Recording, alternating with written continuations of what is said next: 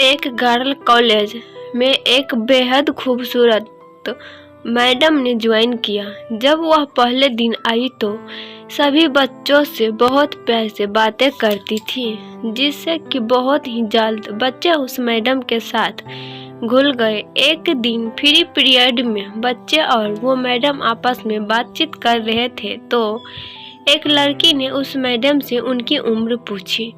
Madam ने बताया कि वह 34 साल की है। लड़कियों ने पूछी कि मैम आपके बच्चे कौन सी क्लास में पढ़ते हैं, तो मैम ने जवाब दिया कि मेरी अभी तक शादी नहीं हुई। सभी लड़कियां हैरान थी कि इतनी खूबसूरत होकर भी अभी तक शादी क्यों नहीं हुई। एक लड़की ने तो पूछ भी लिया कि मैम आपने अभी तक शादी क्यों नहीं करवाई। जवाब में मैडम ने कहा कि मैं तुम्हें एक कहानी सुनाती हूँ। मैडम ने कहानी सुनानी शुरू की। एक गांव में एक औरत थी जिसकी 5 बेटियां थीं। उसका पति बहुत परेशान था क्योंकि वो बेटा चाहता था। पति ने अपनी बीवी को धमकी दी कि अगर इस बार बेटा न हुआ तो वो उस नवजात लड़की को बाहर फेंक देगा। कुछ दिन बाद वो औरत प्रेग्नेंट हुई, लेकिन इस बार भी बेटी हुई। उसके पति ने अपनी जुबान के मुताबिक रात को उस नवजात लड़की को दूर एक चौराहे पर रखाया।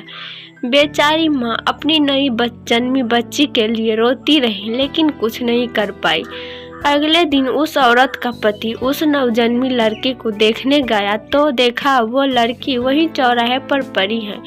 उसे किसी ने नहीं उठाया था, इसीलिए वो उस लड़की को वापस घर ले आया, लेकिन अगले ही रात फिर से चौराहे पर छोड़ आया, इस उम्मीद में कि कोई तो उसे उठा कर ले जाएगा। लेकिन फिर वही हुआ, किसी ने उस लड़की को नहीं उठाया और वो आदमी उस नन्ही लड़की को दोबारा घर ले आया।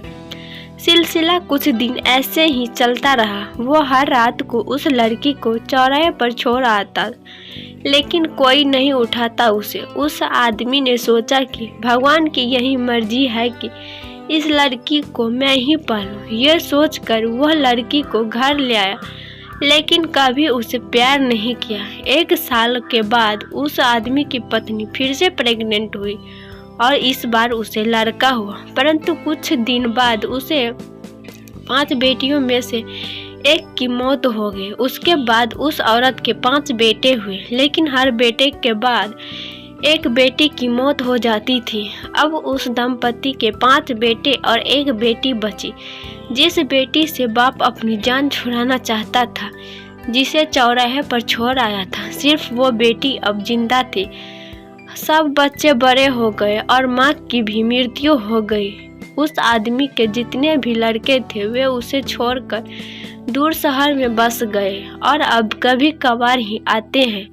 वो आदमी अब बूढ़ा हो चुका है और अपनी देखभाल भी खुद नहीं कर सकता। फिर टीचर ने कहा कि तुम लोग जानते हो जिस लड़की को वो बाप चौराहे पर छोड़ आया था वो कौन है?